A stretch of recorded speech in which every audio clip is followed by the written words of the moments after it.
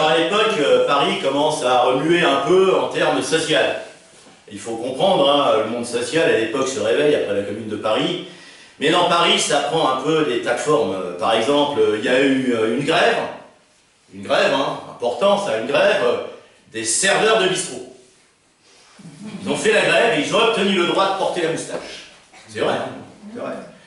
Et puis, nous, enfin vous avez les grèves de taxi, hein, mais à l'époque, il y avait la grève des conducteurs de fiacre.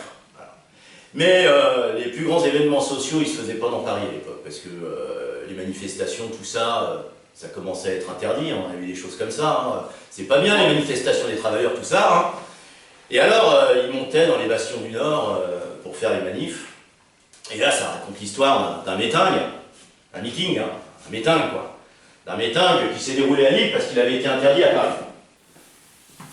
Et ça a été raconté par un auteur qui s'appelle McNab et qui a voulu se moquer un peu des syndicalistes avec cette chanson.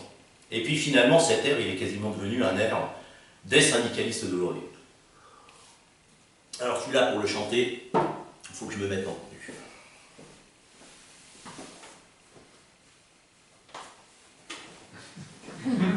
Ah ben ouais, faut faire travailleur, hein. Bon d'accord, il est un peu neuf, mais ça va se patiner à force. Hein.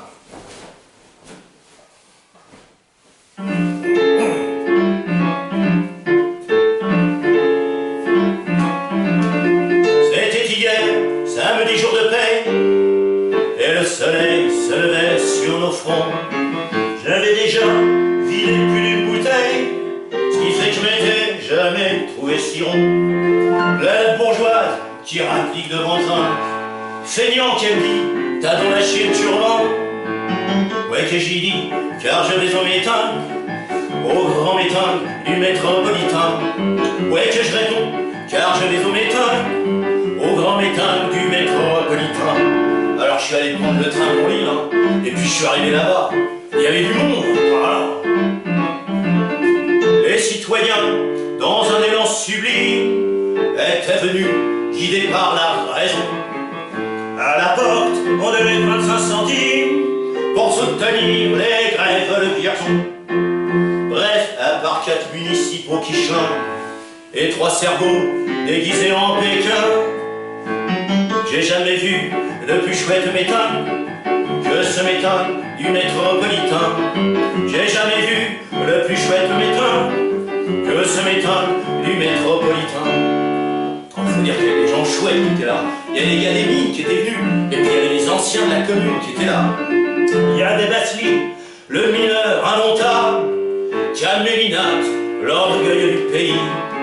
Ils sont tous deux montés sur une table pour mettre la question sur le tapis. Quand tout d'un coup, on entend du bastringue, c'est un mouchard qui veut faire le malin. Il est venu pour troubler le métal, le grand métal du métropolitain. Il est venu pour troubler le métal, le grand métal du métropolitain.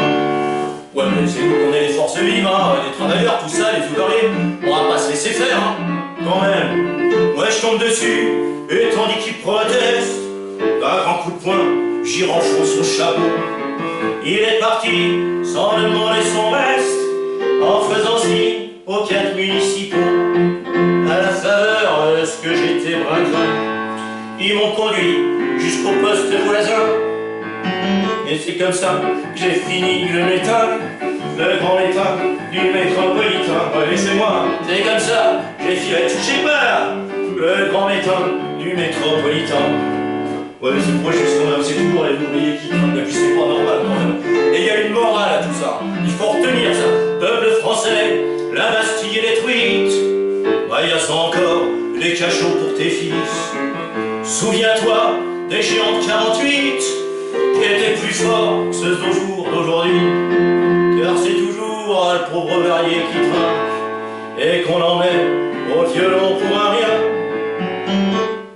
C'était quand même un bien chouette métal que ce métal du métropolitain. C'était quand même un bien chouette métal que ce métal du métropolitain. J'ai dégrisé, j'ai pris le train et je suis rentré